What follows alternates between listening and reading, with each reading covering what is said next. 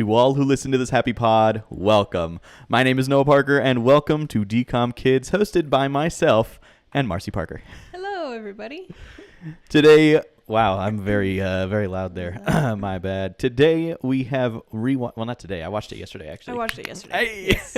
I actually watched it before we needed to have everything ready to go, so that was pretty good. But we rewatched Miracle in Lane 2, starring Frankie Muniz, and it was one of those movies where I didn't remember stuff, but then like halfway through the movie, I remembered pretty much the whole thing. Like, it's like when we were kids watching it, I only watched the second half of it. Right.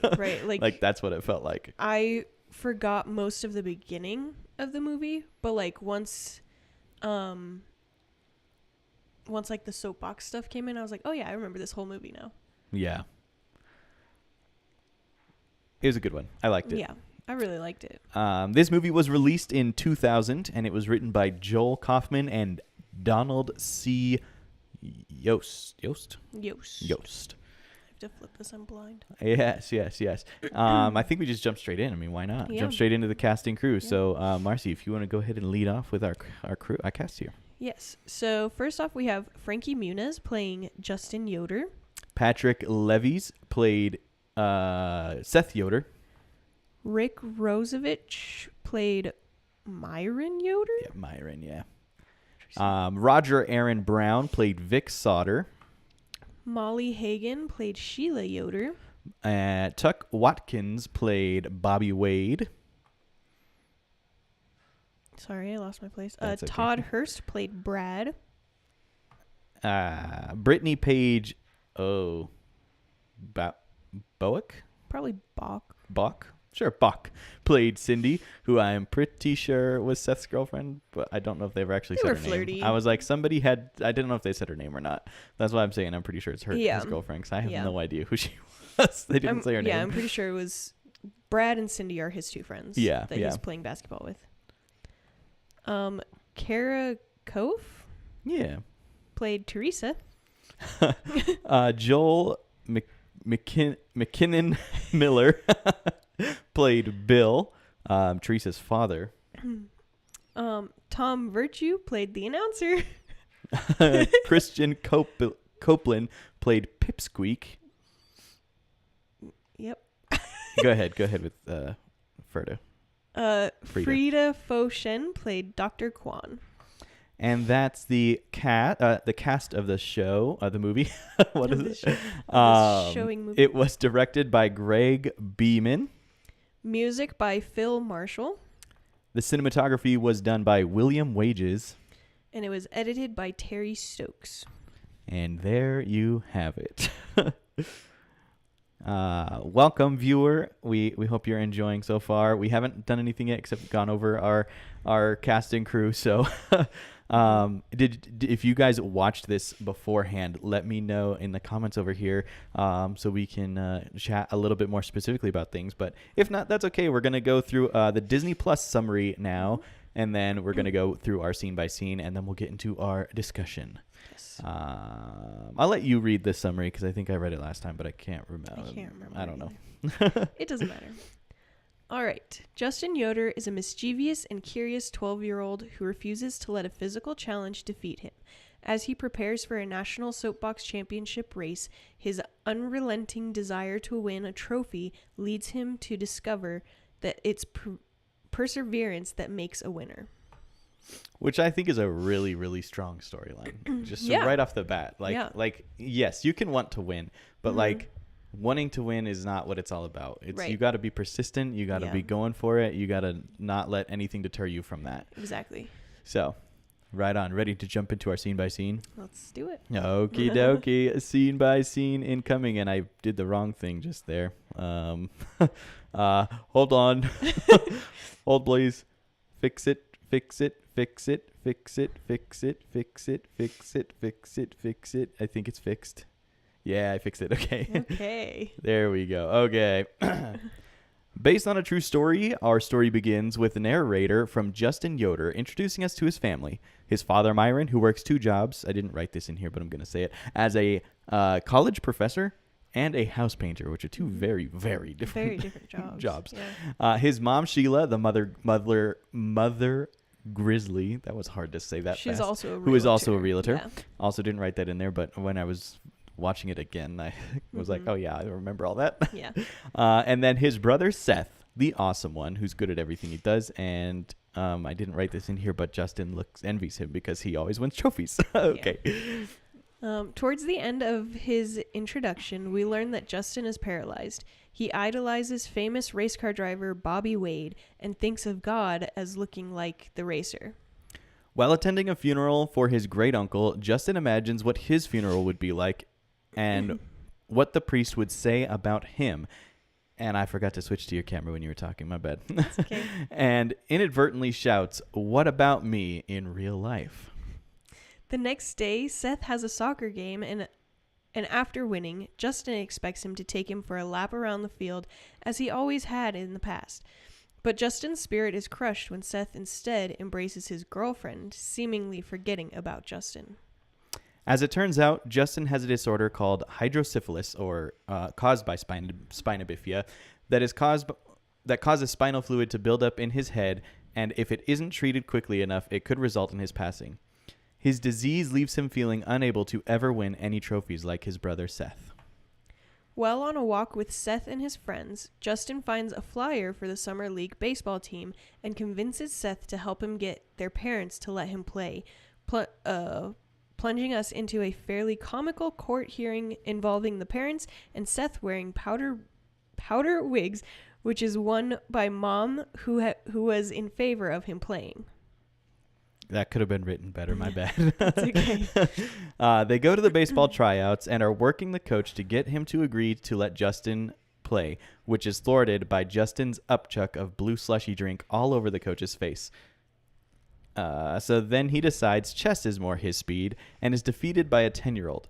When leaving the chess competition, he sees his crabby neighbor showing his 58 Corvette at a car show where people vote for the winner based on dollars donated. When Old Man Vic's chances of winning look slim, Justin decides to cut a deal where Justin will get people to vote for Vic by playing the sympathy card and sitting in front of the Corvette in return. Vic will give... Whoa, sitting in front of the... In return... There's supposed to be a period right there. That's okay. In return, Vic will give Justin the trophy. Justin goes to Old Man Vic's house to pick up the trophy and discovers he is also a fan of Bobby Wade. After seeing what he believes to be the trophy on a shelf in Vic's garage, Justin tries to knock it down with a broom, but ends up knocking the shelf over, resulting in a lot of chaos that damages the prized Corvette. Justin is sentenced to work for Vic until he works off all the damages he caused and discovers a shed that Vic won't let him in. Over the course of his work, Justin and Vic begin to see eye to eye. Vic leaves Justin to work while he runs some errands, but Justin can't help himself and decides to go into the forbidden garage and discovers Vic's daughter used to race soapbox derby cars. Despite their earlier pleasantries, when Old Man Vic catches Justin in the shed, he asks him to leave him alone. He lashes out and kicks Justin off his property, but Justin brings cookies to Vic and asks him to teach him about soapbox. And although he doesn't verbally agree, he does introduce the Yoders to the sport, where he meets Teresa, the reigning national champion. Although enthusiastic about showing the Yoders what soapbox is all about, Vic can't bring himself to actually help them compete. Days later, Vic comes to return the cookie tin and can't help but lend a hand and help Justin and Myron build the soapbox car. But Seth feels like his dad is neglecting him and trying to come up with a way for Justin to slow down his car without being able to use a foot brake, and makes him promise to attend his baseball game. When leaving for the game, Dad has an epiphany to use a handbrake and ends up missing the game. While testing his racer, Justin crashes due to his steering wires being mixed up. Justin convinces himself it was Seth and confronts him in front of his friends, calling him crazy because he goes to therapy, and all of the stress that's been building up in Seth for years comes out, and Seth says nasty, hurtful words. I could have written that better too. That's okay. We then usher unceremoniously into a montage of Justin getting better and better until he finally wins a race.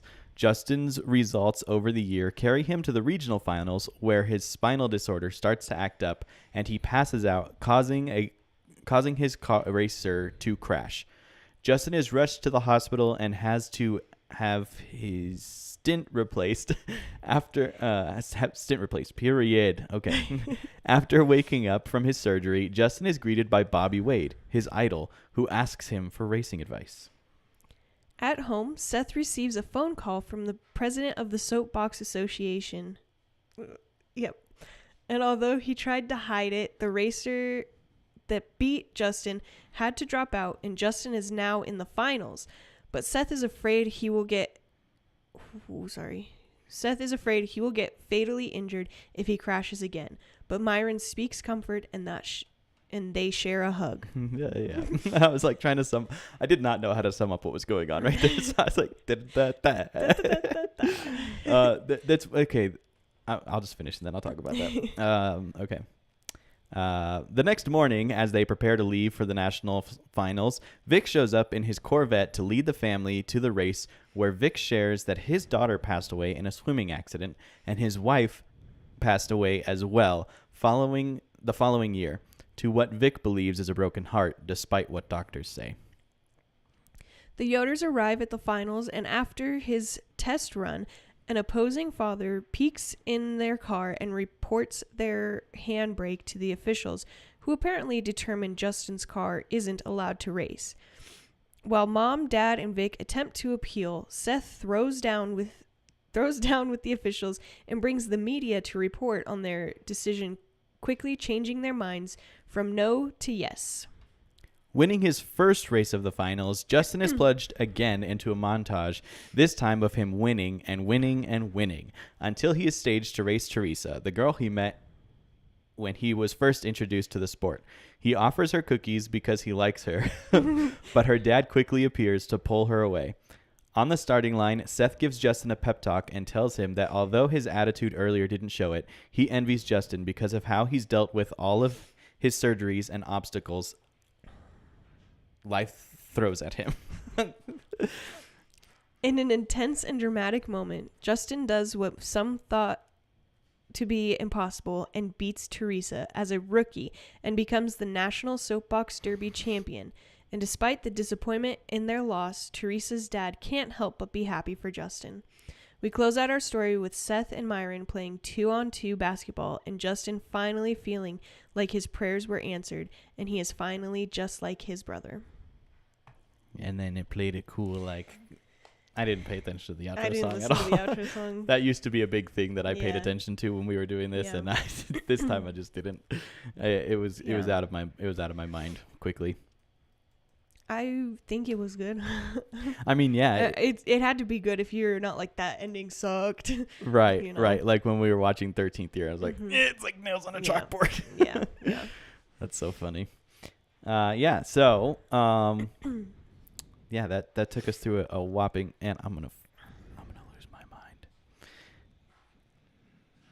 mind. Open here. Don't even worry about it. It's fine. Anyway, what was I saying? I lost my train of thought there. Yeah. So, what I was gonna say about the writing thing earlier. Yes. The where I struggle with writing, and I should probably start watching these like 2 or 3 times before I start writing it, because what happens is I'm watching the movie and writing it at the same time as things are happening. Yeah. Occasionally I'll like anticipate what's happening next and I'll write it, and then I'll have to go back and change it because Yeah. it didn't go exactly the way I thought it was. Right. But sometimes I get sucked into the story and then I realize you I haven't forget written to anything write. in 5 Yeah. minutes. Yeah. So then it kind of skips over some stuff. Yeah. So you'll notice, like, I don't know if you noticed it really, but the beginning was like really detailed, and towards the end it got really Towards the not end, it was, detailed. like, kind of just the very gist. telling you like what The gist happened of over what the last happened. 3 scenes. So Yeah. I don't know. They're fun to write, but they're also kind of challenging because I'm only watching it once. I need to watch it more than once, and that will help me there. But I should watch it at least twice. Yeah, at least twice. Yeah. Watch it once, just watch it. Second time watch it and write notes. Yeah. Yeah. Excellent. Okay, so on to our first topic of discussion here. How did it hold up?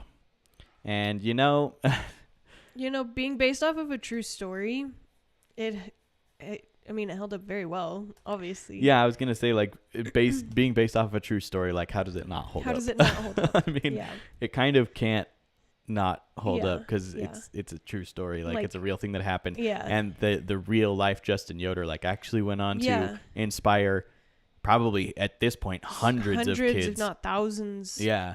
Who previously thought that they weren't able to do anything like this to do it. Is Soapbox Derby still around? It is. Okay. I wasn't I don't sure know if it was like still a thing that people do. If I remember correctly, Soapbox Derby is really more like Midwestern kind of thing. And like, we're in Colorado. Some people consider us Midwesterns. We're not Midwestern. We're not. No. We're pushing Valley Girl over here. We're too close to California to be. Well, it's not even the proximity to California. It's how many people move from California to Colorado that's starting to infect us. And we're just like, oh my God, yes. Anyway. I did enjoy how at the end of the movie it showed like the pictures of Justin and then like the other kids that were trying out the brake that they at the end it says that the brake that was used in Justin's car was basically reproduced for everybody and it was named the Justin brake. Yeah. And that's what I think is cool is like I think that did become the braking system for the Soapbox Derby cars. And which it makes I feel sense. like it should have been the whole time. Yeah. Like whether your legs can work or not, like right? That makes the most sense. It's in my mind it does. I don't know. What do we know? We're just a couple of plebs on watching movies. So yeah, overall I think it held up well because it could not hold up well. It could not hold. I want to ask a question that I normally don't ask, but first I'm going to ask you what your favorite scene was, favorite part. I have a couple. One of my favorite funny scenes is when he's at the doctor. I already told you this, but I'm going to say it live. When he's at Dr. Kwan's for his checkup, and she's like, "Is everything normal?" And he's like, "Let's see." Yeah. He's like, "I've thrown up 3 times. I can't remember the other one a couple of times." And she's like, "Do you have any headaches? Do you get any headaches?" And he's like, "Only when I do this." Yeah. And he like shakes his head around. I like that part. That's funny. And then she just turns back to his mom, and she just gives her a big thumbs up, and he's like, "He's normal. It's fine." Yeah. Yeah, that's a good one. Yeah. I think my favorite part is when after he's had the stint replaced after the crash and Bobby Wade shows up. Yeah. Yeah. And I don't know why, but the thing I like the most in that part is when he's asking for advice and he grabs the bedpan. He grabs a bedpan as the steering wheel, and I'm like, he's probably used that bedpan. Yeah. That ain't sanitary. And then he takes it, which I think is really cute. Yeah. But he's like, "Yep." What a guy. Yeah. And like his whole family's like, "You're just telling stories again." Stop. They're like, right. "This is they how don't we believe know." him. Blah, blah. Yeah. And okay, I had when that happened, when they're like, "We don't believe that Bobby Wade was here," and like he never says anything, but I'm like, where? First of all, he said he gave him the bedpan. Bedpan's missing. Right. Number 2, he did not have that PlayStation. Right. When he got there, and now he does. And now he does. Where'd the PlayStation come from? Like, so it's like, did the hospital just like hook him up? Yeah, They're like, where have a PlayStation. Here's this PlayStation. In return, we're gonna take your bedpan. Yeah. I'm like, can you guys you guys really don't believe him? Like, his bedpan is missing, and he suddenly has a PlayStation. Right. Yeah. Obviously, somebody was here. Yeah. And like I did. It probably wasn't Vic. when he was like, how did you know my name? Like, he's like, "Oh, Vic called me." Yeah. And like you find out Vic worked on his car. Right. When he was like a rookie. Yeah. And I was like, "Oh, that's really cool." Yeah. Because like when he first goes into the garage, he's like he's like, "Oh, he's a race car fan driver too." Yeah, exactly. Car fan, not driver fan. Yeah, well, he is a fan of Bobby Wade. Yes. Who is a driver. Yeah, I thought that was funny. Yeah, cool. So those are our favorite scenes. Yeah. It's at the end here, but the most impactful scene for me. Yeah, go ahead. Okay. It's at the end when Seth is like, you're my hero. Yeah. He's like, win or lose today, you're my hero. Because, like, he's like, you're the bravest person I know. Go, like, you've made it 12 years with this, and you're still going. Right. And then he said something about, like, he's like, I complain when I get a paper cut. Yeah. Like, He's like, I complain when I get a paper cut, and you just keep going. Yeah. So, and then he's like, win or lose, you're my hero. Yeah, I really like that. And, like, scene. that really pushed Justin to, like, not to win, obviously, because Right. it's gravity and all that. Right. But to, like, but to just, like, be motivated. yeah, be motivated. And he's like, it's okay if I lose. It's okay if I don't win a trophy today, because Seth is proud of me, and I always looked up to him, and he's always looked up to me. Yeah, exactly. And I was like, that almost drove me to tears, not gonna lie. Gonna lie. I need to take a quick little break. You poo. Oh, Just a quick one. okay. We'll be back like super quick. So like just wait a second. quick.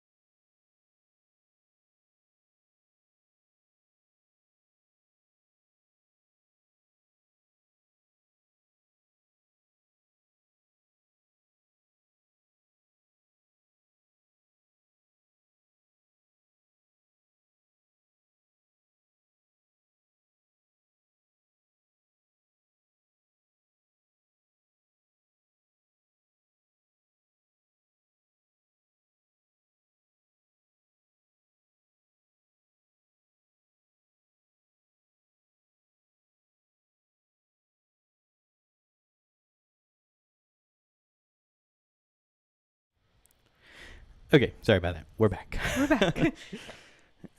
Anyway, were you still talking? Nope. Okay. I just finished. Okay, good. I thought so. I thought I stopped there, but then I went upstairs and I was confused. But okay. Yes. So this is a question I don't normally ask, Mm-hmm. but I'm gonna ask it now because I have one. Okay. Do you have any complaints about this movie?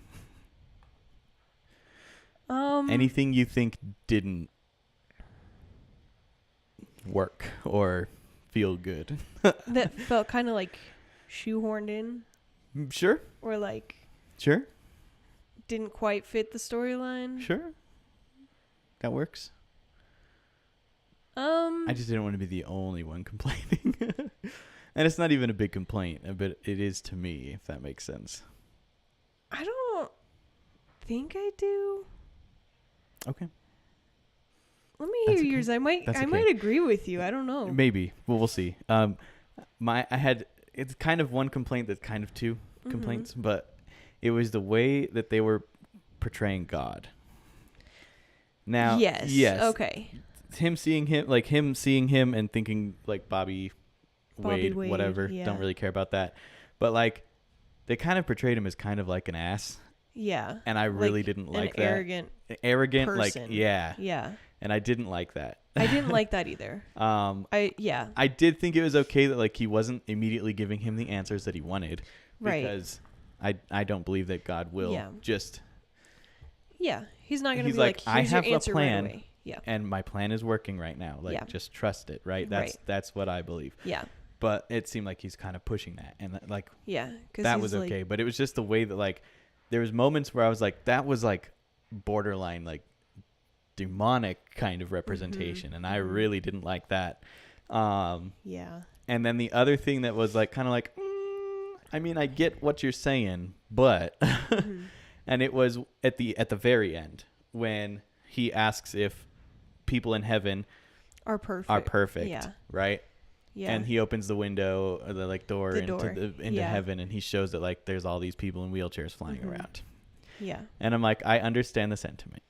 Yes. However, biblically speaking, that is not the case. We will get new bodies when we go to heaven. Yes. Yeah. So And like you will be. Yes. Everybody will be perfect. Yeah. Whatever that is in, I guess, everybody, I don't know, whatever perfect is, Right, which is like, everybody will look like God. yeah, godlike. Yeah, I guess. exactly. Yeah, exactly. Yeah. Exactly. Like, not like I don't want it to sound like I'm like, yeah, if you're in a wheelchair, like there's something wrong with you. Like there's Right. absolutely not There's something wrong with nothing. you. Like you're a person Like, too. Like yeah, you deserve you're respect. you're You still a deserve person. the same things that everyone else does. Yeah.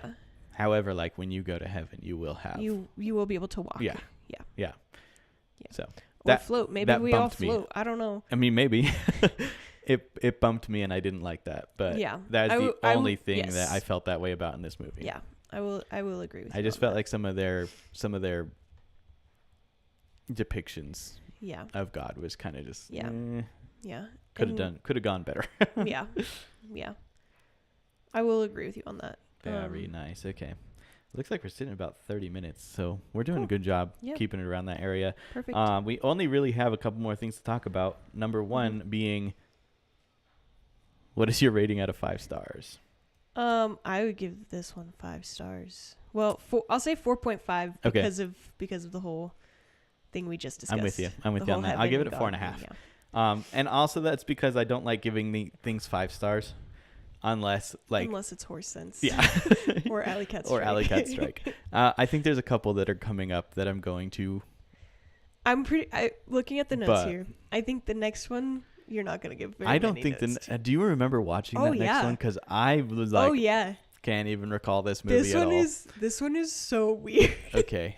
I don't mean, think you're gonna give makes it sense. high ratings at all. I expect to have a pretty low Like score, but if you gave Rip Girls 2.5, this thing is getting this a is 0. probably gonna get 0.5. Oof. Okay. Well, I'm looking forward to it. I am gonna tell you Mm-hmm. and them, I guess, right now. Why not? Why not? So, we are going in order Mm-hmm. of all the DCOMs. When we started on the old version of the podcast, we skipped a couple. Yes. For the last podcast, the last DCOM Kids episode of this month, Mm-hmm. I want to go back and grab Halloween Town. Okay. So Wait, we skipped skipped Halloween Halloween Town. Town? Yeah, we did. Oh. And I'm debating actually doing Halloween Town after next week's one, Okay. and then doing Halloween Town 2 the Sunday before Halloween. Okay. And if we do that, then we'll do Halloween Town High and return to Halloween Town next Halloween. Okay. Same kind of thing, the week before and then the week Yeah. of. Okay. That's kind of what I'm messing with, Sure. because I don't think we'll be doing this for 4 years. And there's other like Yeah. Halloween-ish movies Right. in the DCOM realm Mm-hmm. that we'll have to tap if we need to for Yeah. Halloween episodes. And also I think that we're kind of getting to that spooky vibe Spooky soon, season, yeah. because Stepsister from Planet Weird sounds like it's probably kind of, I don't think it's Halloween. It's not Halloween-y, but it's it is, it's a little bit spooky-ish, it's kind of. It's more on the weird than spooky. Which is I'll fine. That's say, Halloween but- too, Halloween's weird and spooky. It's fine. Yeah. Yeah. So anyway, yeah. So Yes. So our next movie. next movie is Stepsister from Planet Weird, which I have zero recollection of. And then we'll do Halloween I Town and then say- return to Halloween Town. If I were to Not return to say, Halloween Town 2. Calabar's Revenge. That's what it's called. what do I want to say? To give you a hint of what this movie is about. If I say bubble people, does that help? No, Bubble People doesn't ring any bells. Okay. Then never mind. Well, you tried, and I I tried. appreciate it. It's one of those things that only took us a minute to do. That's okay, because we can go back and talk about some of the cast members. Okay, sure. Let's do that. Like Patrick, is it Levis? Yeah. He played Seth in this movie, but he's also from Brink. He played Peter, Yeah, which was our first DCOM rewatch. which was our first DCOM rewatch. And then down here later, Christian Copeland. He is actually from Lizzie McGuire. I think this Yes. is. I think he did this before Lizzie McGuire, but I don't know when that came out. Because he wasn't in. He didn't pop up. Maybe he was in the first episode of Lizzie. I'm not sure. He might have done this simultaneously. He was only in one scene in this movie, so it's very possible. Yeah. Yeah, he played Lanny. Lizzie McGuire initially aired in 2001. Okay, so he did this just before. Yeah. Yeah. And then Tom Virtue, the announcer, is the dad in Even Stevens. Oh yeah, that's right. I can't. Jim Jansen, Mm-hmm. who played the minister, Yes. also played.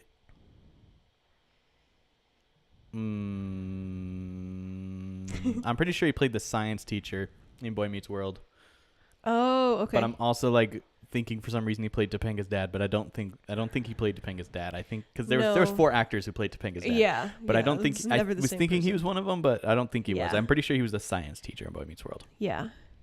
And that's pretty. Okay. This is something I wanted to talk about Yes. this. Okay, Yes. so this movie stars Frankie Muniz, Yes. right? Who idolized Bobby Wade, who was a Yes. race car driver, Yes. right?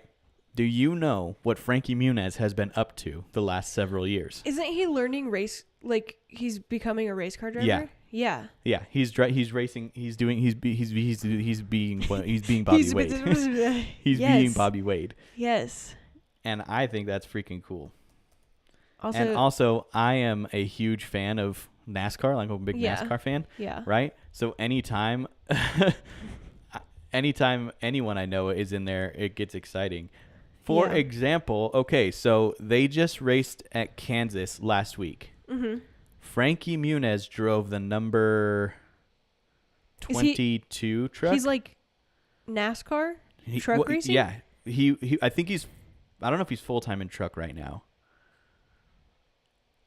But he That's raced cool. he raced on last Friday. Okay. He was driving the number 22 car and he finished 8th, Wow. which is like actually a pretty impressive That's position to finish in. Yeah. Because one of my other favorite drivers, Haley Deegan, like when she was racing in trucks, she only had good finishes a couple times because I think she was in a bad truck. But Yeah. the 22 truck is a good truck, so like Yeah.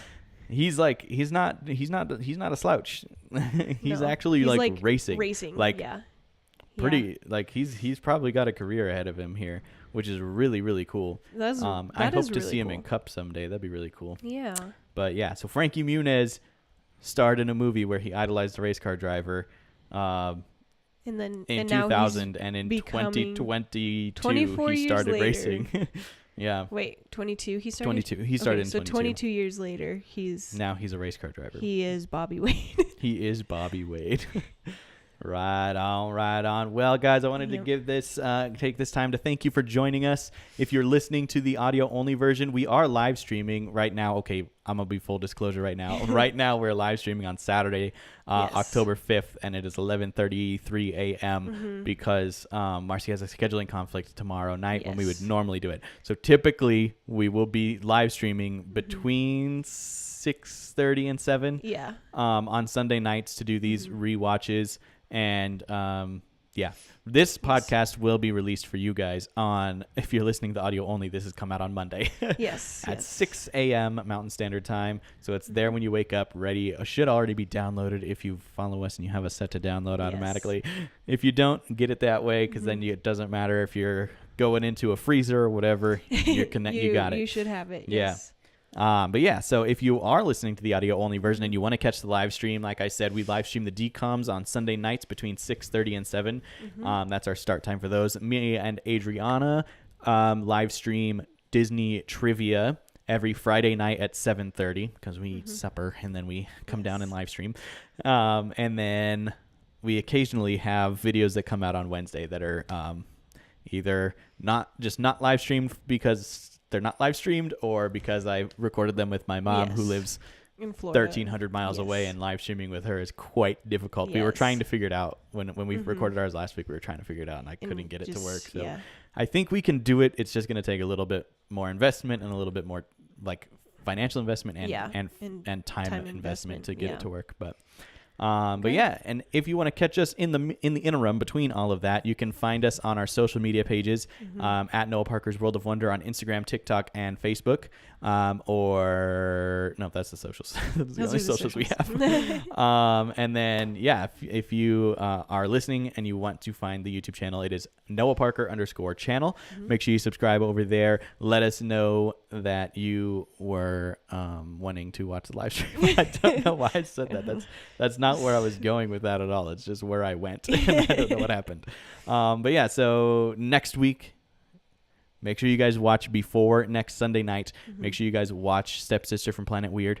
You can just search it on Disney Plus, and then join us on Friday night for some Disney trivia. And until then, my friends, let the wonder take hold.